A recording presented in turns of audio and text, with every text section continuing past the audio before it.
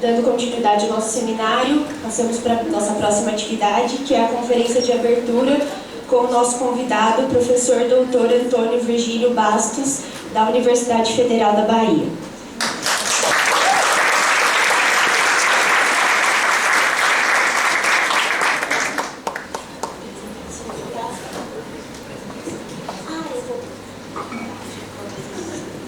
Tem que passar ou dar O professor doutor Antônio é graduado em Psicologia pela Universidade Federal da Bahia, mestre em Educação também pela mesma universidade e doutor em Psicologia pela Universidade de Brasília. Atualmente ele é professor titular de Psicologia Social das Organizações no Instituto de Psicologia da Universidade Federal da Bahia. Foi membro do Conselho Federal de Psicologia entre os anos de 1984 e 88, sendo presidente em 1986.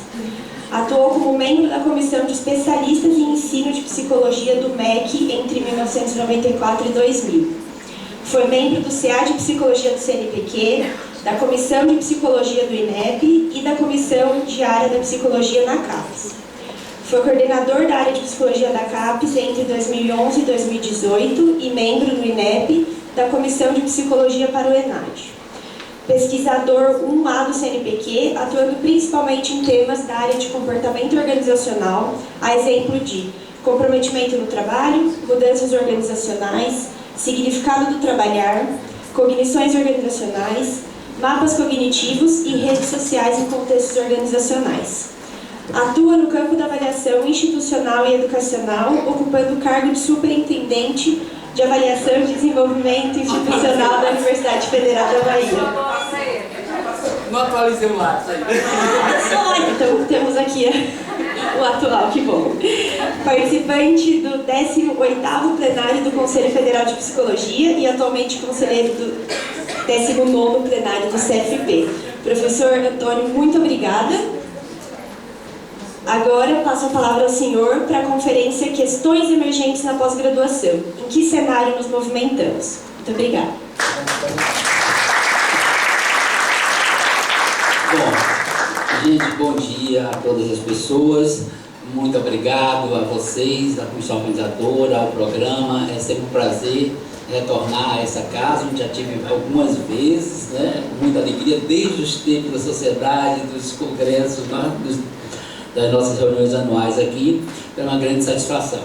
Bom, vocês já viram que com uma mãe de 102 anos, só dá alguém bem velho, com um currículo tão longo, e que também esquece das coisas, né? Então nós temos aí um episódio que eu vou compartilhar com vocês, e se eu não, na segunda-feira de noite, não mando uma mensagem para Venâncio, me diga o nome do evento, para eu colocar no slide, da mesa que eu ia participar sobre inovação e tal, eu não sabia que eu não caiu em mim que eu tinha essa conferência para fazer de abertura, certo?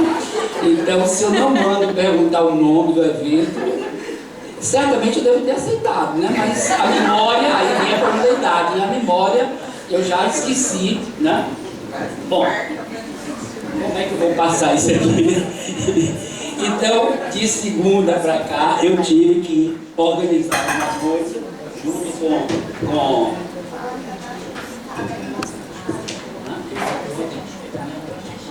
ficar mais para cá para eu poder. Clarissa, vou botar sua foto aqui. Obrigada.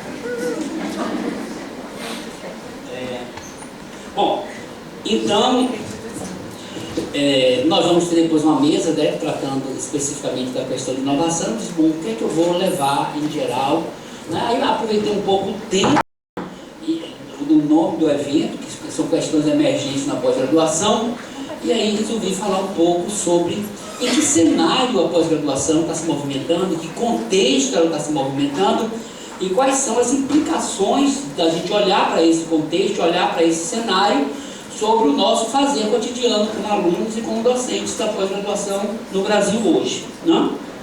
Bom, por que eu escolhi isso? Por que olhar para o contexto? Uma coisa muito pragmática. Primeiro porque nós passamos por um processo de mudança no processo de avaliação da pós-graduação que foi bastante intenso. e que consolidou uma forma de avaliar na última quadrienal bastante diferente daquela tradição que a gente vinha, né? Então nós tínhamos uma tradição de mudanças incrementais, de pequenas mudanças, de pequenos aprimoramentos, e de repente surge uma nova ficha, surgem novos quesitos, surgem novas exigências para os avaliadores e para os programas, né? E eu já tive a oportunidade de discutir em outras ocasiões que a minha avaliação é que o processo se tornou extremamente mais complexo, mais difícil, mais penoso para a comissão e para os programas, né? Então, nós, quando eu deixei a comissão diária da CAPES, nós caminhávamos na direção de buscar um processo mais simples, um processo mais ágil, um processo menos complexo, e nós desembocamos num processo que, ao meu ver, foi bem mais complicado, bem mais difícil para todo mundo, né? E essas mudanças, que geraram uma nova ficha, nos trouxeram duas coisas que eu vou destacar aqui, que são fundamentais para a gente ter que olhar o contexto. Por quê? Porque os nossos programas de pós-graduação, historicamente, nasceram da reunião de professores com suas pesquisas, com seus temas de interesse. Aí se arruma isso em linhas, vocês mesmos têm essa grande dificuldade, era um grande programa, como definir linhas, tinha você quantas linhas, reduziu para duas, não é mais ou menos isso? Né? Como dar organicidade, como fazer sentido para a diversidade de interesses, de projetos de pesquisa que os professores conduziam. Tá? Então era um programa que nascia com foco naquilo que os professores faziam, né? Os seus interesses, muitas vezes determinados pelos interesses científicos, pela comunidade que ela circula, etc. Né? No entanto, essa nova ficha trouxe, em primeiro lugar, uma exigência de um planejamento estratégico para os programas. Ou seja, os programas olharem para o futuro, estabelecerem metas a atingir, mas metas que considerem as suas forças, as suas fraquezas, mas também o contexto, né? Também as dificuldades, as ameaças, as oportunidades que o cenário coloca para o programa. Então, só em colocar a necessidade de um planejamento estratégico, diz, o programa, você tem que olhar lá para fora, você tem que saber o que está acontecendo, para que você se coloque metas que sejam congruentes com aquilo que o mundo contemporâneo coloca como desafio para a pós-graduação. Então, essa nos leva a ter que olhar o contexto. Mas a segunda, aí tem mais força ainda, é exatamente o quesito 3, que passa a ter uma força de valer 100%, 100 pontos, quer dizer, tem 33% da nota, definido como impacto na sociedade. Né? Então, mais do que nunca, 2 itens ali, onde tem impacto de caráter inovador da produção intelectual, impacto econômico, social e cultural do programa. Né? Então, sobretudo esse quesito 3, que passa a ter 1/3, é uma mudança muito radical em relação àquele 5º quesito de inserção social, que valia 10%, na nossa área valia 15%. Né? E todos nós sabemos como os processos de avaliação são capazes de moldar a prática dos programas, né? Lógico, tem um processo de avaliação e os programas se ajustam, aprendem a responder a esse processo. Então, nós passamos a ter um conjunto de diretrizes do processo de avaliação que impõe aos programas essa reflexão sobre o cenário em que eles estão atuando, as demandas que eles estão atendendo, a relação que ele constrói com a sociedade, a relação, o impacto que as suas ações têm. Né? Então essa é a mudança, e é então sobre isso um pouco que eu vou falar, né? Sobre esse novo desafio que requer um aprendizado nosso, né? De fazer esse tipo de análise. Né? Bom, e nesse quesito, né? A lógica que está no GT da CAPES, que propôs esse quesito 3, é exatamente essa. A gente espera que os programas contribuam para a sociedade, né? Então, a gente vê os programas como tendo insumos, processos, saídas, que vão ser transferidos para a sociedade em diferentes espaços. Então, essa é a lógica, mais ou menos, de entendimento de como deve funcionar a pós-graduação. Né? Então nós temos aulas, temos orientações, temos seminários, temos isso, etc. Para quê? Para produzir conhecimento, desenvolver tecnologia, gerar produtos que possam ser transferidos e beneficiar a sociedade nas suas múltiplas áreas: saúde, ensino, aprendizagem, cultural, cultura, ambiente, assim sucessivamente. Não? Então isso é uma grande mudança, talvez uma das mudanças mais importantes na minha avaliação do processo de avaliação dessa última quadrenal. E este processo de avaliação vai continuar nessa nova quadrenal do próximo ano. Né? Nós não vamos ter alterações. Jefferson deve ter conversado isso com vocês aqui. Né? Mas nós já estamos preparando a quadrenal que vai começar em breve. E Jefferson também deve ter falado com vocês. Vem aí uma nova ficha. Né? E trabalhamos nisso. Então, gente, o nosso ponto de partida é esse aí, né? Nós temos um sistema de pós-graduação em psicologia no Brasil, que é um sistema bastante potente, né? No sentido, são 100 e tantos cursos, é grande, talvez é o maior sistema de pós-graduação, certamente na América Latina, não tenho dúvida, né? Mas esse sistema está inserido no nosso contexto nacional, na nossa realidade nacional. Né? Esse contexto nacional e esse contexto mundial está em profundas transformações, né? E essas mudanças colocam novos desafios, tanto para a formação como para a prática em psicologia, né? E essas mudanças também nos levam a pensar a necessidade de reconfigurar muitas das nossas práticas de ensino, de pesquisa, de transferência de conhecimento e tudo mais. Então esse é o nosso ponto de partida e nós vamos falar aqui nesse tempo. Gente, eu não controlei nada do tempo, não sei que hora eu comecei, certo? Me avisem aí para eu saber quando eu devo correr, né? Então a gente vai discutir um pouco essas mudanças que estão estruturando o mundo contemporâneo, que demandas essas mudanças colocam para a pós-graduação em psicologia. Depois eu vou falar rapidamente que, como nós somos programas voltados para formar docentes e pesquisadores, qual é o perfil de docente e pesquisador que a gente hoje para atender a essas mudanças. E no fim vou falar um pouco de como é que essa reconfiguração deveria impactar os processos de avaliação. Não estou dizendo que impacta, né? Mas deveria ser considerado nos processos de avaliação, né? Bom, eu reuni um conjunto de mudanças, ou de eixos, ou de vertentes de mudança que eu considero importantes para a gente caracterizar como o mundo contemporâneo está se configurando hoje, né? Primeiro, uma revolução tecnológica, a digitalização, né? Um mundo cada vez mais tecnológico e digital, mudanças climáticas, sustentabilidade, globalização, diversidade cultural, transformações no mercado de trabalho, crise de saúde global, aumento das desigualdades da injustiça social, explosão da produção científica, as pressões para que a gente contribua para os objetivos do desenvolvimento sustentável da ONU, avanço das neurociências, da genômica, a intensificação dessa questão da saúde mental no trabalho, né? O impacto das redes sociais e da digitalização na saúde mental, a emergência da inteligência artificial. Então, eu peguei esses 12 pontos como configurando esse novo mundo que a gente está vivendo e para onde a gente tem que preparar nossos mestres, nossos doutores, nossos pesquisadores, né?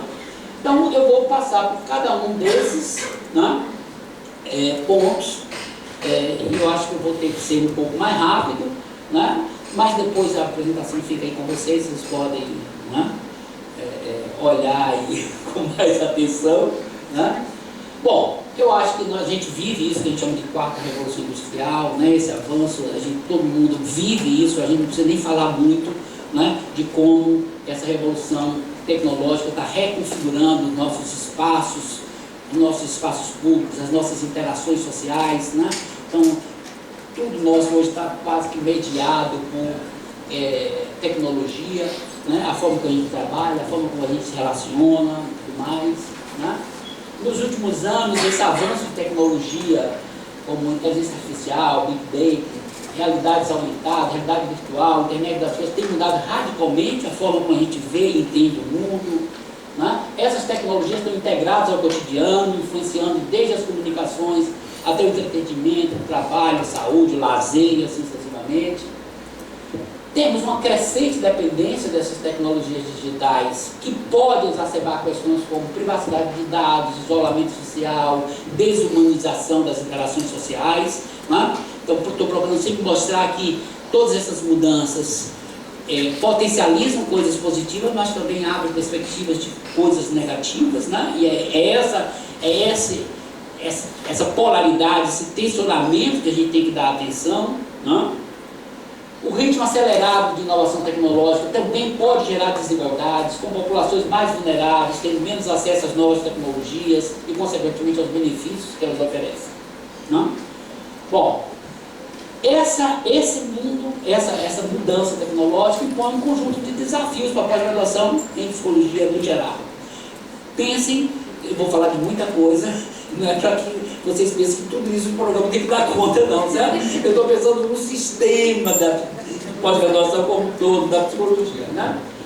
A gente precisa atualizar os currículos, dando acesso a isso, né? Esse desafio, vou falar depois da inteligência artificial, né? De outras tecnologias. Nós temos que formar uma nova ética nessa era digital, né? Então, temos as questões éticas têm que ser incorporadas. Nós temos cada vez mais uma pressão por uma pesquisa interdisciplinar, né? A compreensão dos problemas cada vez mais envolve interfaces com outros campos, né? Então, incentiva a colaboração da psicologia com áreas de TI, ciência dos dados, e temos essa questão da desigualdade dos acessos que a gente tem sempre que lidar, né? Então, isso são pressões dessa força sobre o nosso sistema de pós-graduação. A segunda coisa é essa mudança climática que nós estamos vivendo, né? De manhã 16 graus, agora de tarde 35, 37, né? Chuva ali, chuva lá, né? Então essas mudanças climáticas têm sido uma ameaça global, cada vez mais reconhecida, embora existam elementos negacionistas, que acho que não existe isso, né?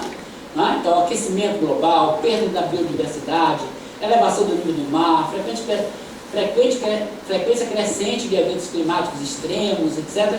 Tudo isso torna o mundo muito mais incerto, muito mais inseguro, muito mais ameaçador, e isso tem impacto sobre a vida das pessoas, dos indivíduos, dos grupos, das relações, não?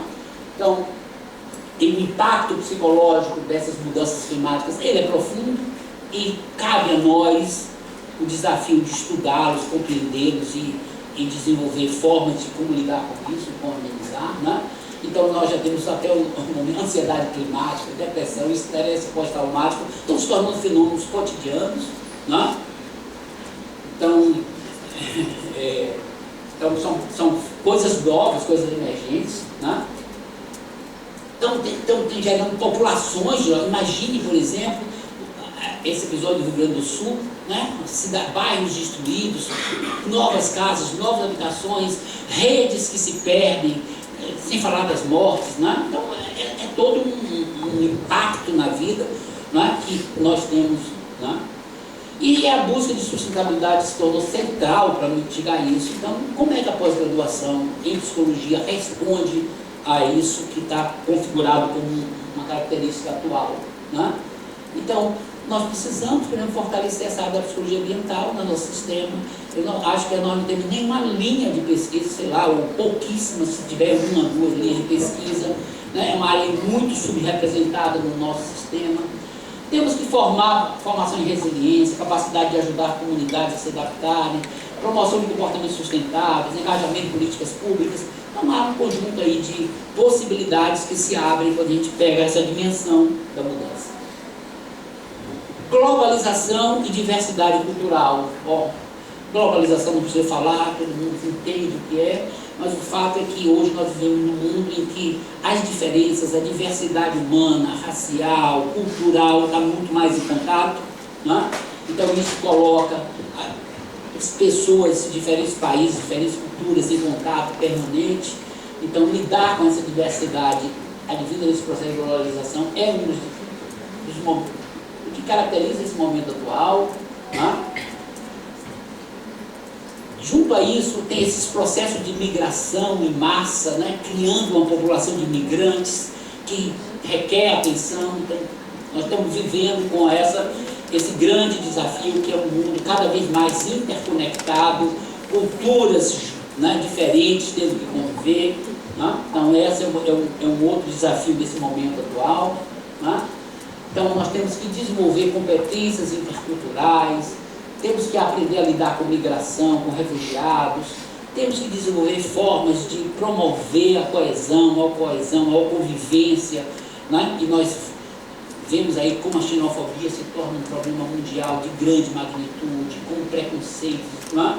Então, está no cerne da psicologia contribuir para questões como essa. Né? Como é que a gente pode contribuir para uma maior coesão, uma maior convivência da diversidade, preparar as pessoas para lidar com isso. Né? Isso requer, então, uma forte expansão também da psicologia social para entender esses fenômenos e para desenvolver conhecimento e formas de trabalhar com essa realidade. Nós temos um mundo de trabalho que se transforma numa velocidade incrível, né? Então, todas essas transformações, trabalho remoto, depois vocês têm gente que pode falar disso também ou melhor do que eu, né? Isso que a gente chama de economia gig, né? Aquela coisa lá, contratos temporários, precarização do trabalho. Né? Então, essas mudanças estão criando também fontes de adoecimento, de estresse, então contribui para a ampliação de um quadro de adoecimento mais amplo da população em geral. Né? Então, um trabalho muito mais inseguro, muito mais incerto. Né? A automação está substituindo muitos empregos tradicionais. Né? Isso está forçando o trabalhador também a se requalificar, a se adaptar. Então, um conjunto de demandas que também requer investigação, requer pesquisa, requer desenvolvimento tecnológico, para a gente lidar com um mundo do trabalho muito diferente, cada vez mais as mudanças mais aceleradas. Né? A gente precisa de uma psicologia organizacional mais atualizada, que considere isso. Né?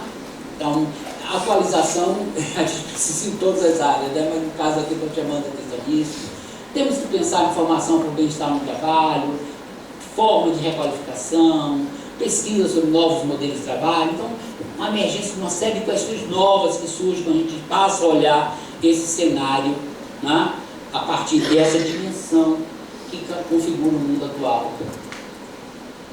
Bom, crise de saúde global, né? Então a experiência da Covid, que não está tão distante da gente, a gente acabou de falar isso, né?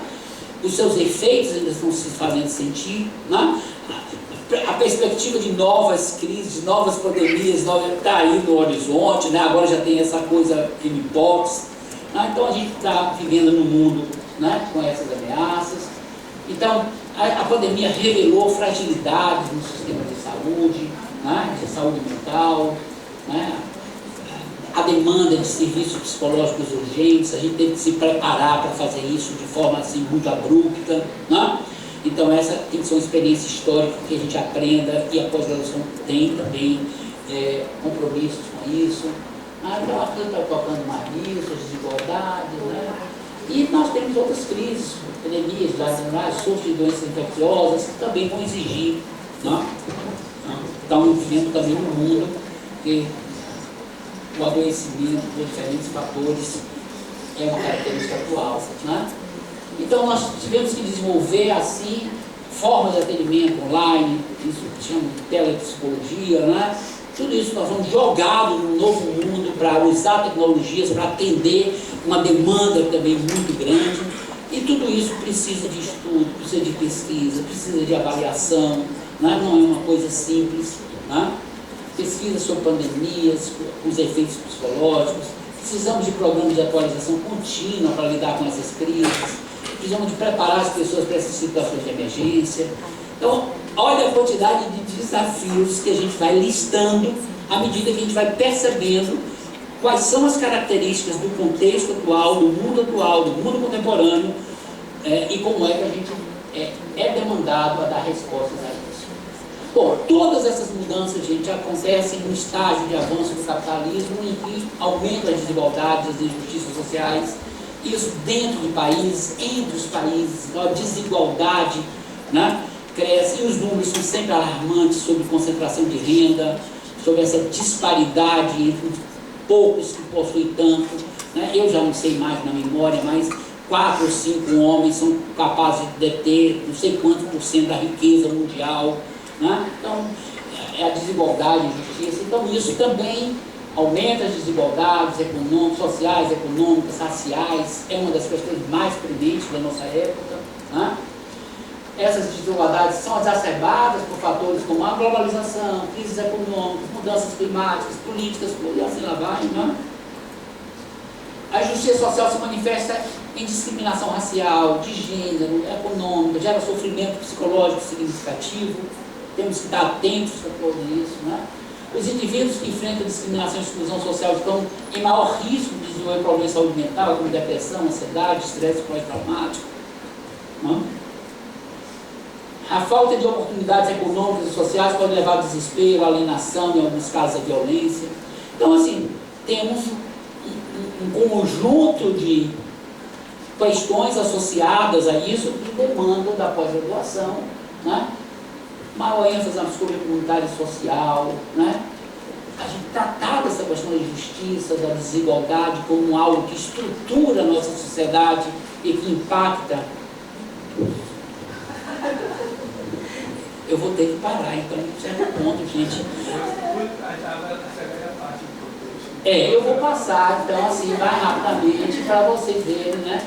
A explosão de conhecimento, gente, é isso, o volume de conhecimento cresce, cada vez mais nós temos dificuldade de integrar esses conhecimentos, a produção científica é volumosa, nós vivemos imersos nesse mundo, né? Ainda bem que a inteligência artificial e a tecnologia vai nos ajudando a lidar com isso, mas é isso, nós temos isso e isso impõe desafios para a gente saber como lidar com isso. E desafio de o que produzir, né, nesse contexto em que há essa explosão do conhecimento. Os objetivos do desenvolvimento sustentável são um conjunto de objetivos que falam na construção desse mundo mais justo, desse mundo mais sustentável, na economia, etc. Que vêm de organismos internacionais e que terminam sendo compromissos que os países assumem e que se traduzem em políticas, etc. Então nós temos hoje uma pressão sobre as universidades e, por conseguinte, sobre os programas, para que também as nossas pesquisas, nossos estudos, nossas ações, de alguma forma, dialoguem com esses objetivos de desenvolvimento sustentável. Tá? Os avanços da neurociência, genômica, bom, reconfigura a nossa compreensão do comportamento humano, do cérebro, etc. Então isso também gera questões teóricas, tem que nos levar a pensar os nossos modelos interpretativos, as nossas concepções, né? Então esses avanços colocam desafios para as nossas teorias, para os nossos modelos explicativos. Vou pular, vou botar rápido, né? A intensificação dessa questão de saúde mental e trabalho, que é um outro tema importante, né? Todos nós estamos assustados com os índices de adoecimento, de alunos, de docentes, de afastamentos. Então nós estamos no pico dessa questão, que pode ser uma decorrência da Covid, mas também a decorrência desse mundo cada vez mais acelerado, cada vez mais digitalizado, né? Nós estamos num processo de aprender a lidar com essa realidade e isso gera adoecimento, então isso também se torna uma questão importante, né? E o impacto das redes sociais de digitalização sobre a saúde mental, esse mundo digital também, independente da vida acadêmica, para as crianças, para os adolescentes, né? Entender como é que isso traz impactos, vive nas telas, vive grudar na tela, então é uma outra realidade que reconfigura, né? Então, e finalmente o 12, que é a inteligência artificial, que vocês vão ter aí objeto de um tema para discutir, né? Que está revolucionando a nossa forma de pesquisar, de investigar, de ter acesso ao conhecimento, de ter acesso ao conhecimento sistematizado, e a gente precisa aprender a lidar com isso, e as questões éticas que surgem a partir daí, né? Então são esses 12 grandes dimensões que eu acho que estão configurando o mundo que a gente vive e que todas elas colocam desafios para a pós-graduação, né? e que a gente tem, de alguma forma, no nosso planejamento estratégico, saber fazer as melhores escolhas, tomar as melhores decisões, priorizar o que é que a gente vai dar conta, porque a gente não pode dar conta de tudo, né? O mais diverso que seja o nosso programa. Aí a segunda parte eu peguei, assim, bom, nós formamos docentes e pesquisadores, qual é o perfil que a gente precisa? Então a gente precisa formar professores para lidar com esse mundo, a gente precisa formar pesquisadores para lidar com esse mundo. Então eu não vou entrar, vocês depois dão uma olhada, eu fui pegando que aspectos e definindo alguma coisa do que a gente espera, né? Então a gente tem que formar docentes que trabalhem mais com uma perspectiva interdisciplinar, com mais flexibilidade, que tenham mais domínio tecnológico, né? Que tenham uma formação ética mais atualizada sobre os dilemas éticos da contemporaneidade, sensibilidade cultural, para saber lidar com a diversidade, né? E ali lá vai, né? A mesma coisa eu fiz isso com o pesquisador, né? Com capacidade de inovação, resolução de problemas, que tenha habilidades técnicas, analíticas e assim lá vai, né? Que seja capaz de fazer parcerias, contribuição e assim sucessivamente, né? Então essa parte eu vou pular mais rapidamente, né? Bom, e aí o que é que eu vejo que esse cenário novo deveria suscitar em termos do processo de avaliação? Vocês sabem que nós temos um processo de avaliação que é uma avaliação em larga escala. É uma avaliação cuja lógica é colocar os 100 programas juntos e compará-los. E aquele que tiver melhor desempenho recebe as melhores notas e assim sucessivamente, né? Essa avaliação em larga escala até o momento não é questionada pela CAPES, né? É quase um pressuposto, né? Ou seja, a CAPES não tem uma lógica de avaliar que seja para dar um feedback específico e para você melhorar. A lógica da avaliação é uma lógica que também gera um ranqueamento dos programas e isso tem consequências, né? Bom, mas nesse cenário, né, eu levantei uma série de coisas que eu também vou falar mais rapidamente, né, que a gente precisa aprofundar essa discussão no âmbito da nossa área e forçar algumas mudanças. A primeira é essa: incorporar uma lógica de avaliação que reconhece a vocação específica de cada programa. A gente precisa fazer com que as avaliações sejam mais multidimensionais e que a vocação do programa seja considerada, né? E aí eu discuto um pouco isso, mas eu vou ficar só nesse ponto, né? Então, se com esse mundo em transformação, se o programa escolhe atender mais determinadas coisas, etc., esse recorte do programa deveria ser mais valorizado e ele ser avaliado em função daquilo que ele se propõe, que era um pouco que a gente pensava, mas que terminou não se concretizando. Uma segunda coisa que eu acho importante é que a gente fortaleça mais o processo de autoavaliação, ou seja, que os programas se autoavaliem, que os programas se autorresponsabilizem pelo seu processo de crescimento e desenvolvimento, e que a avaliação externa parta dessa autoavaliação, considere a autoavaliação. Isso era uma coisa que já foi discutida na CAPES. Quando a autoavaliação entrou para a ficha de avaliação, a ideia era essa: cada programa se autoavalia e a CAPES diz assim, ó, você está fazendo bem, você se autoavaliou e reconhece isso. A dificuldade é fazer isso dentro de uma lógica de larga escala de ranqueamento. Essa é a dificuldade.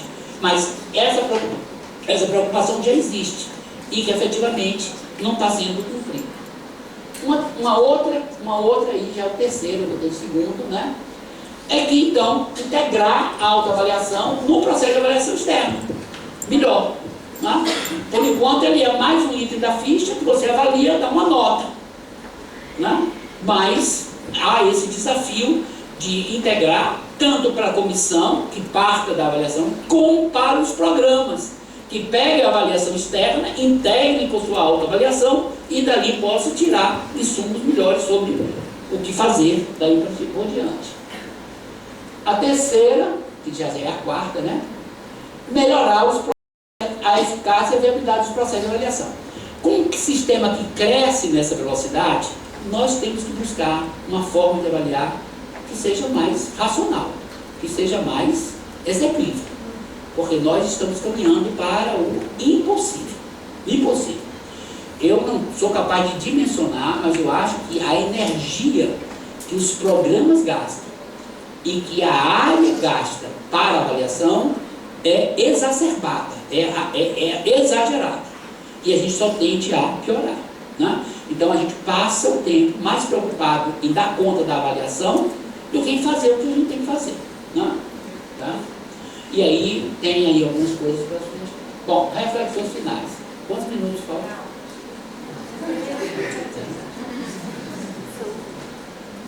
Bom, então a gente precisa, porque sempre que a gente fala em mundo, em transformação, mudança, a gente pode cair numa armadilha de dizer assim, tudo que é tradicional não presta, né? O que a gente faz não presta.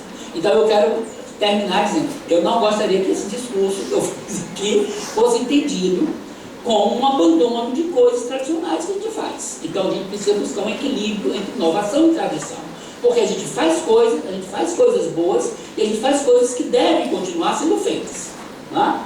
Então a inovação é necessária, né? Eu estou falando nisso, essas 12 mudanças demandam, adotam inovações tecnológicas, metodológicas para preparar seus alunos, né? Mas é necessário preservar também a pesquisa básica. Por que eu estou colocando isso?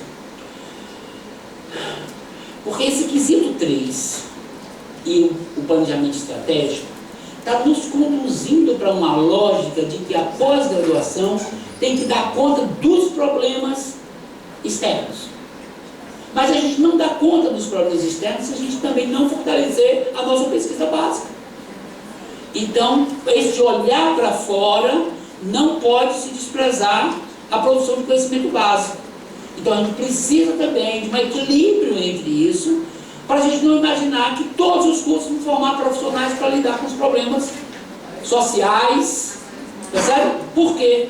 Porque nós também formamos pesquisadores, nós somos pessoas para produzir conhecimento, para desenvolver teoria, para compreender melhor os fenômenos. Então, é necessário e indispensável que a gente busque um equilíbrio e que isso não signifique, e essa é uma das preocupações que eu tenho com essa ficha de avaliação, né? Os programas que têm uma vocação mais de pesquisa básica estão tendo uma dificuldade imensa de atender impacto social, inventando coisa para fazer, entendeu? Para mostrar impacto, entendeu? Eles se salvam porque impacto termina sendo também impacto científico, né? Então, por ali dá uma saída. Mas a lógica termina sendo assim, a pós-graduação tem que se voltar para solucionar os problemas da sociedade, do mundo. E a gente não pode embarcar, no meu entendimento, nessa lógica, né? Então a gente tem que ter um equilíbrio entre formação profissional e formação acadêmica, tá? Temos cursos profissionais, cursos acadêmicos. A gente sabe que essa distinção não é muito nítida, né? Tanto os cursos acadêmicos também atendem a formação profissional, os cursos profissionais muitas vezes estão mais próximos dos acadêmicos, né? Então é isso que eu chamo de um equilíbrio entre inovação e tradição. A importância da interdisciplinaridade e da colaboração global, né? Então eu acho que cada vez mais, eu vou falar isso um pouco lá na mesa mais tarde, né? A interdisciplinaridade é um pilar importante hoje em dia. A gente tem que dialogar com outros campos de saber, a gente tem que estabelecer colaborações, né? Os problemas, sobretudo quando a gente olha para os problemas reais, eles são complexos, eles não são solucionados só por um campo de conhecimento, então a gente precisa construir isso, né? A gente precisa ampliar as nossas parcerias internacionais nesse cenário todo, né? Então a pressão por internacionalização é inevitável. A gente precisa dialogar mais. Com quem a gente vai dialogar? Vamos dialogar sempre com o sul, com o norte, nessa relação de subalternidade, ou vamos também nos relacionar com os nossos parceiros, sul, etc. Mas, de alguma forma, essa parceria internacional é uma coisa importante, né? E temos que fortalecer essa ciência aberta e colaborativa, que é uma mudança importante hoje em dia de como construir conhecimento, resgatando essa ideia básica de que a ciência é um fazer coletivo, não um fazer compartilhado, né? E isso envolve aí uma grande luta, uma grande batalha, que é a produção do conhecimento se transformou num grande negócio, né? Numa grande fonte de riqueza, né? E não é fácil romper essa lógica. Né? Então, o Scopus, são grandes empresas, poderosíssimas, riquíssimas, né? Então, essa questão da propriedade, tudo que vocês vão, né, vivenciar um pouco, de pagamento, de quem paga, quem não paga, quem tem acesso, quem não tem acesso, isso é uma questão importante da gente discutir e se posicionar. Eu acho que outra questão que emerge desse contexto é a centralidade da ética e da responsabilidade social, né? Nós temos que pensar nesse mundo tecnológico, né, novos padrões éticos, né, novas formas de compromisso e tudo mais. Então, eu acho que isso é um desafio, né, para a atualidade, atualizar as nossas discussões sobre ética, compromisso, justiça social, o que é formar pessoas que vão exercer um papel de liderança mais ética no mundo, né, em diversas áreas, né?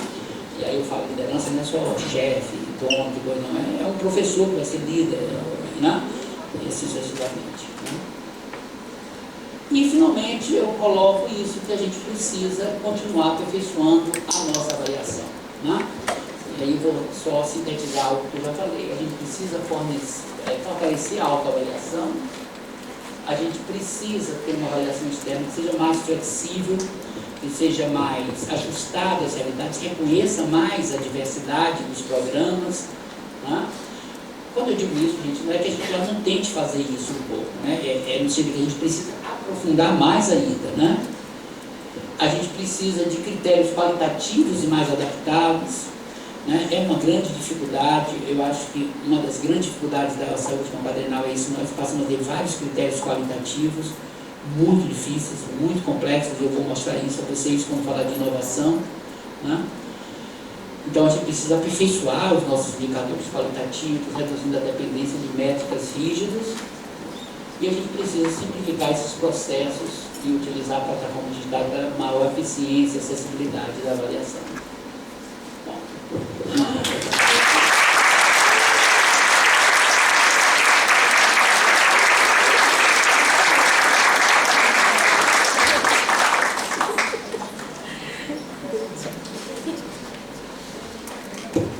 Muito obrigada. Tem perguntas assim? Ou... Temos tempo para perguntas, pessoal. Temos tempo. Vou fazer pergunta, Virgínia, eu vou só fazer assim, né? Acho que até para que as gerações novas também vão entendendo, né?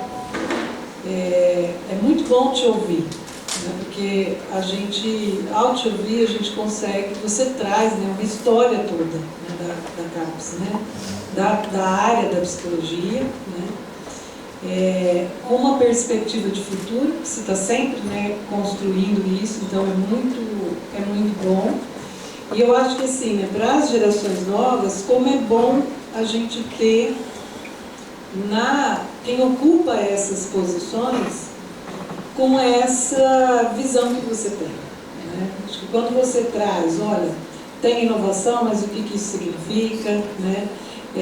A gente tem um contexto que é um contexto que chama para novos desafios, mas a gente também tem, ao mesmo tempo que você coloca lá no contexto as mudanças, as tecnologias, tem uma desigualdade social, né, de outros tempos, né, que estão presentes hoje. Então eu só queria trazer isso, né, o quanto que é importante a gente ter, né, alguém que olhe, né, para essa, né, para a questão da avaliação dos programas nessa perspectiva. Então, acho que é isso só, né, que eu queria trazer, que eu acho que não é comum para as outras áreas. E isso foi uma construção, né? Quem acompanhou todo o processo sabe o quanto que você atuou, né, construindo, né, com muita conversa, né, construindo junto à área esses entendimentos todos, né.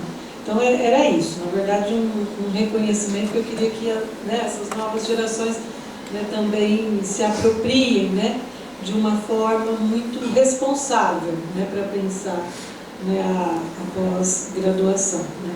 E se for para fazer alguma questão, né, o que você pensa desse sistema que foi feito anterior, né, você já assinou algumas coisas, né, do que a gente precisa, mas o que está apontando, né, principalmente em relação, por exemplo, à nova ficha, uma das questões que a gente conversou com o Gerson é em relação às políticas, né, de diversidade, né, de inclusão, quer dizer, como que isso, né, também vai estar presente nesse processo todo que você traz aí, né? Inclusive dos desafios em relação às desigualdades.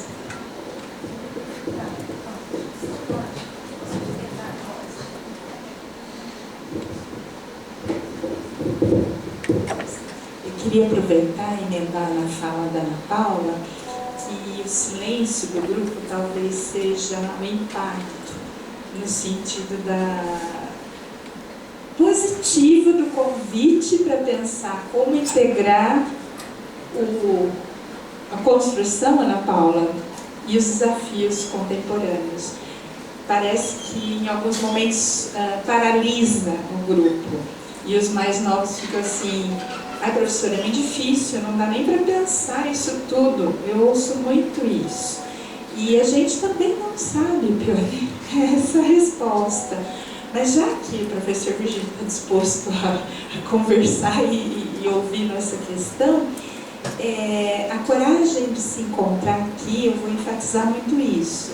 E ouvi-lo com essa perspectiva construtiva, histórica, e que nos integra e pergunta por caminhos a seguir, é extremamente relevante.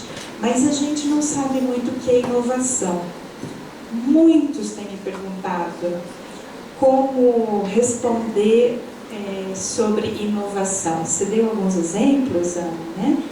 Mas, de verdade, é uma pergunta que eu gostaria de ouvi-lo com a sua riqueza de interpretações. Muito obrigada.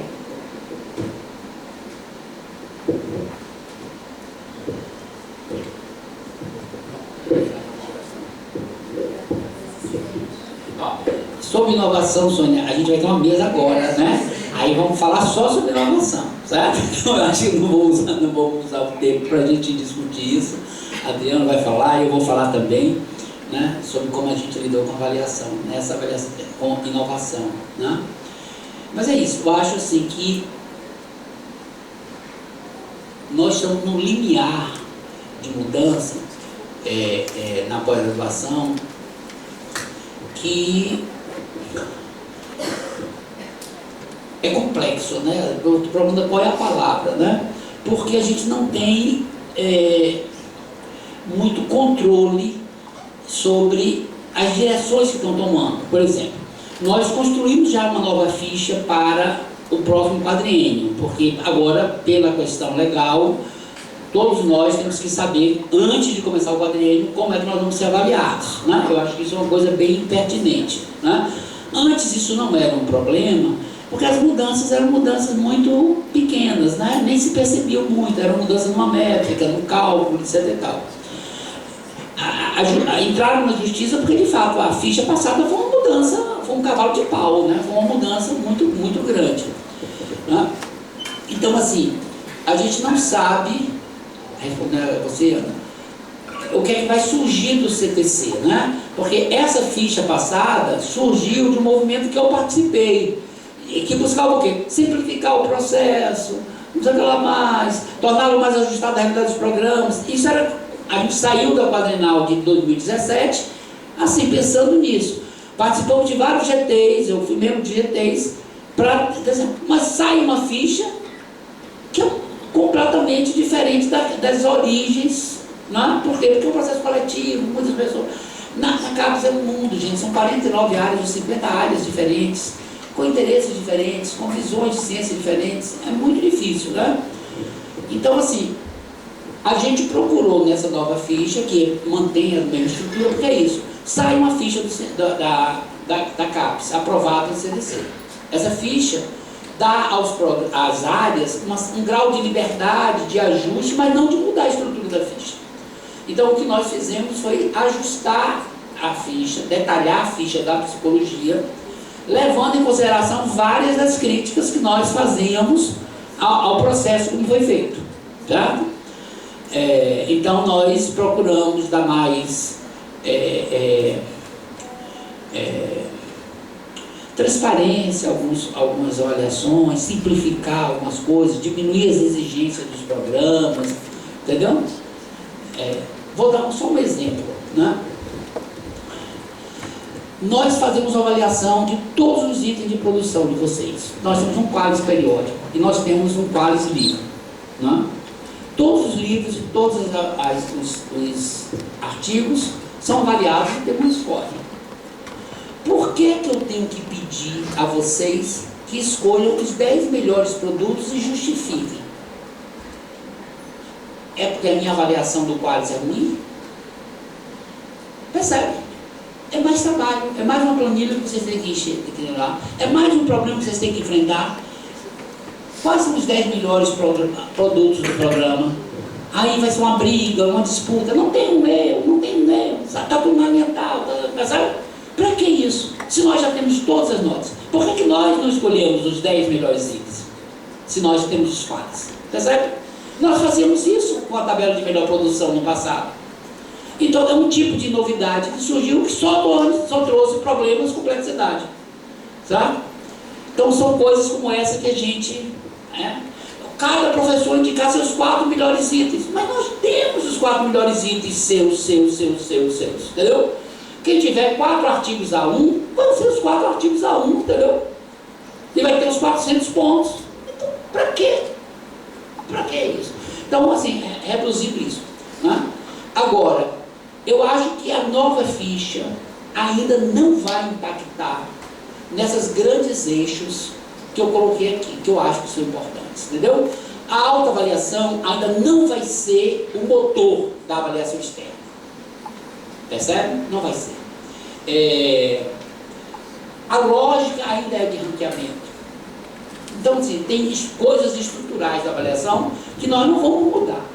Entendeu? Porque aí eu acho que não há abertura da CAPES de pensar um outro modelo de avaliação em larga escala, diferente do que tem. E eu digo assim, faz até certo sentido institucional que a CAPES pense assim. Por quê?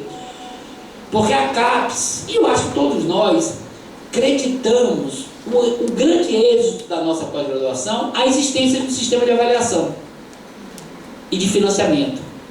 Então, todo mundo acha que a avaliação que a CAPES faz é a grande responsável pelo crescimento, pelo fortalecimento e tal. Então, é muito difícil você mudar as bases desse sistema de avaliação quando você acredita que é ele o responsável pelo sucesso.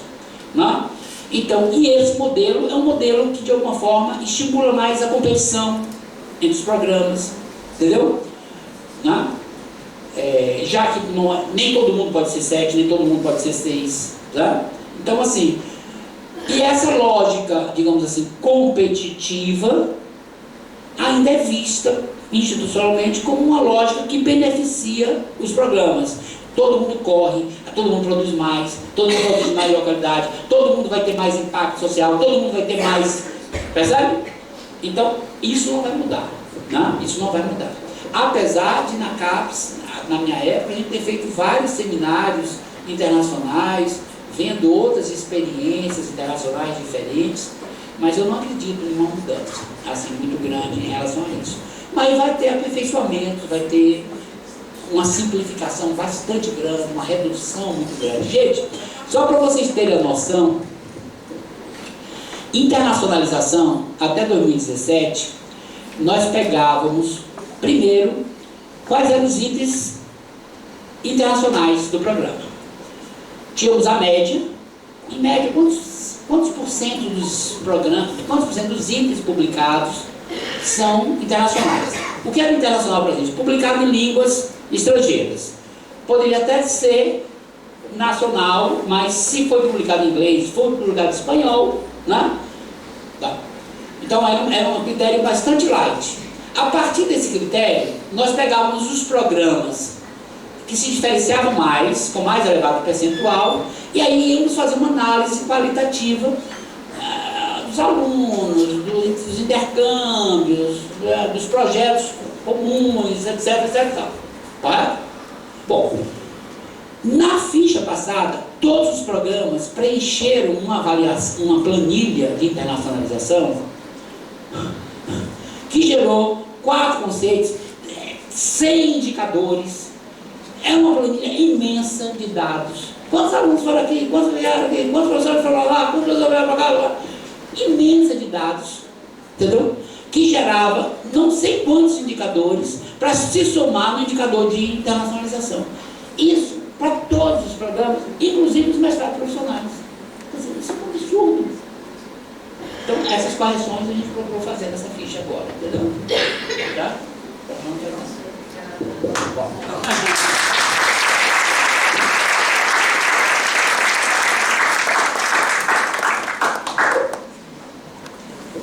Muito obrigada, professor Antônio. Agradeço também as contribuições das professoras, sobretudo da professora Sônia, que acho que expressou uma coisa que realmente ressoou em mim, né? Eu acho que é um privilégio poder ouvir tudo que ele compartilhou com a gente.